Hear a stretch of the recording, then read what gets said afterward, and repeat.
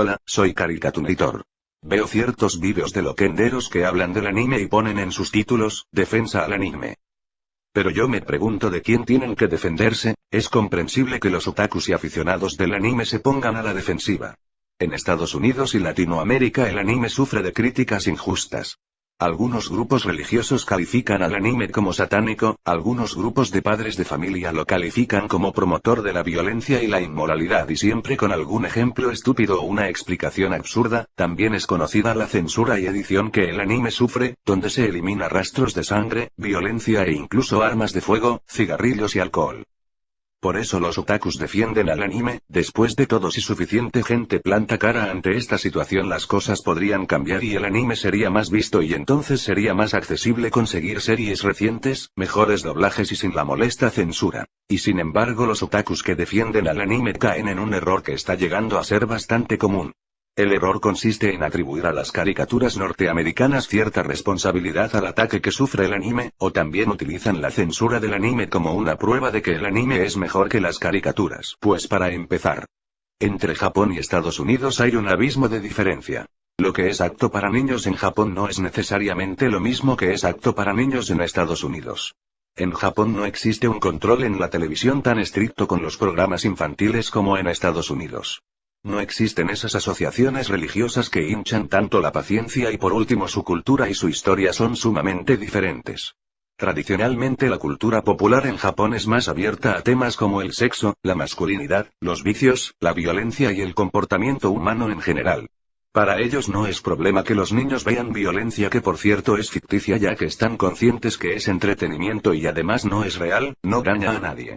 Pero en Estados Unidos el control es estricto, los canales son terminantes en cuanto a su contenido y lo que es apto para niños es muy vigilado. Luego de gastarme investigando descubrí que One Piece y Naruto en Japón fue clasificado apto para niños de 8 años en adelante, lo mismo que en Estados Unidos, pero en Estados Unidos se les aplicó la censura y la edición a ambos. Esto solo es un ejemplo de lo diferente que es el punto de vista japonés con el gringo. Antes los programas para niños igual tenían violencia, sangre y a veces genocidio, jajajajaja, y nadie se hacía problema. Sin embargo ahora es diferente, especialmente en Estados Unidos la visión del contenido televisivo es mucho más estricto. Otro punto es quienes hacen caricaturas no son responsables de la censura. Los artistas que hacen caricaturas no son los mismos sujetos que hacen la censura, y las caricaturas no tienen nada que ver con ello. El argumento de los otakus se basa en que la censura al anime es para que los programas de anime estén dentro de los estándares de caricaturas norteamericanas, lo cual es falso. Los caricaturistas hacen sus obras de acuerdo a limitaciones que les da el canal o la productora, pero incluso la productora obedece a limitaciones culturales que están definidos en la sociedad o el gobierno. Así que en realidad hacer caricaturas no son sinónimo de censura en el anime. Otra cuestión es que los otakus dicen: los gringos son unos hipócritas. Censuran al anime pero no censuran sus propias caricaturas porque saben que el anime es mejor. Pues eso es falso. Pero para ello veamos esto. Sorry, we full up. Won't have room for another 20 minutes. You wait? Oh, we have premature departure. You can have room now. How long you want? Just till tomorrow. All night?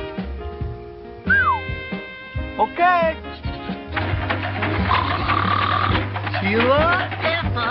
Esta escena fue transmitida solo una vez antes de ser quitada por la productora ya que contenía alusiones sexuales.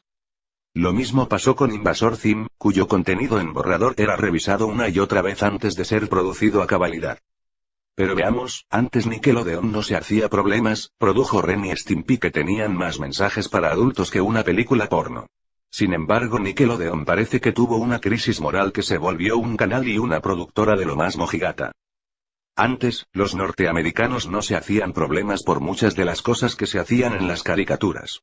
En parte es porque al principio las caricaturas se veían en el cine, por lo que era en mayor parte para adultos, así que un chiste rojo y algo de violencia y ridículo no le venía mal a nadie. Cuando llegó a la televisión, las caricaturas se enfocaron en los niños pero igual se transmitieron viejas caricaturas, había armas de fuego, alcohol y algunas otras cosas. Pero entre estos chistes para adultos había un tema algo recurrente y hablamos de la raza. Mis amigos, muchas caricaturas recurrieron a burlarse de estereotipos raciales y de otras culturas. Pero hay que entender también que eran otros tiempos, recién a partir de los años 60 los negros en Estados Unidos empezaron a tener derechos a cabalidad como ciudadanos.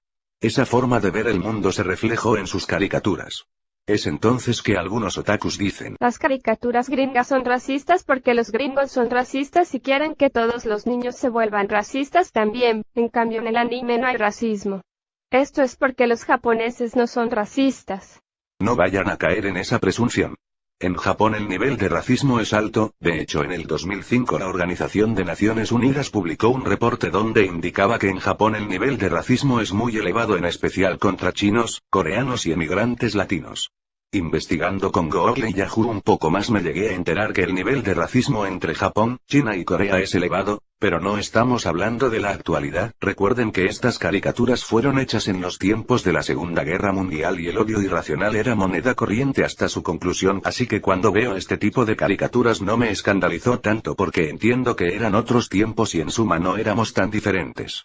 Pues en Latinoamérica y España el racismo, la homofobia, y el nacionalismo extremo son común en Latinoamérica. Así que imagínate si hay racismo ahora, imagínate cómo fue hace 50, 60 o 70 años. Pues hay ejemplo, en México a partir de los años 50 hubo desplazamiento de pueblos indígenas, lo mismo en Chile. En Argentina todavía existe bastante racismo contra los bolivianos, peruanos y paraguayos. En Bolivia, Perú existe un sentimiento de odio en contra de los chilenos y en Chile hay todavía discriminación con los mapuches. Me podría tirar vídeos y vídeos hablando como en Latinoamérica el nivel de nacionalismo exacerbado y racismo todavía está en las nubes. Pero eso ustedes no tienen por qué creérmelo, yo lo encontré en Google y Yahoo. Pero volvamos a la primera mitad del siglo XX y démonos cuenta que la única diferencia entre los gringos racistas, los japoneses racistas y los hispanoparlantes racistas es que los gringos reflejaron su racismo en sus caricaturas, los japoneses no tanto y los demás nada porque no hacían caricaturas. Llega la censura. Luego de una investigación llegué a una página en la web donde me dieron una explicación a la censura del anime, por supuesto que no es una explicación del todo comprobada pero cuadra perfectamente. Aquí tenemos a un negro siendo masacrado por policías y aquí tenemos la respuesta. A partir de la golpiza de Rodney King estallaron disturbios raciales en Los Ángeles, Estados Unidos, en el año 1992. La sociedad gringa se asustó mucho y aquí empezó lo que llamamos lo políticamente correcto. Así, las asociaciones de derechos civiles pegaron el grito al cielo. Hay mucho racismo en la cultura popular y es hora de eliminarlo. El gobierno gringo apoyó el movimiento con medidas que fomentaban el empleo de personas de minorías y criticaba el racismo y la falta de diversidad en la televisión. Los productores de caricaturas vieron la situación y destruyeron todas las caricaturas que exhibían un estereotipo racial negativo. Así es, estas caricaturas quizás no podrán verse nunca más porque quienes las hicieron destruyeron los originales y prohibieron a cualquier medio, canal e incluso YouTube de poder transmitirlo. Entonces muchos auspiciadores, quienes dan dinero a los canales para transmitir comerciales dijeron: no vamos a auspiciar ningún programa de televisión y no pagaremos ningún comercial de televisión en caricaturas que sean racistas.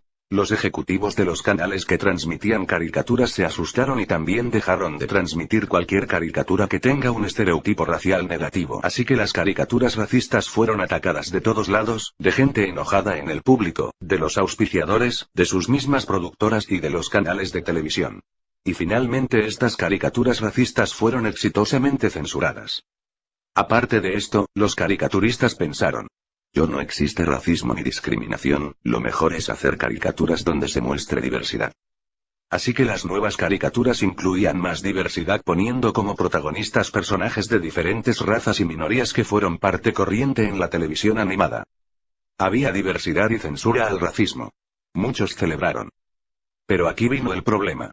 Ya se quejaban del racismo, así que mucha gente aprovechó de quejarse de otras cosas en la televisión y el cine.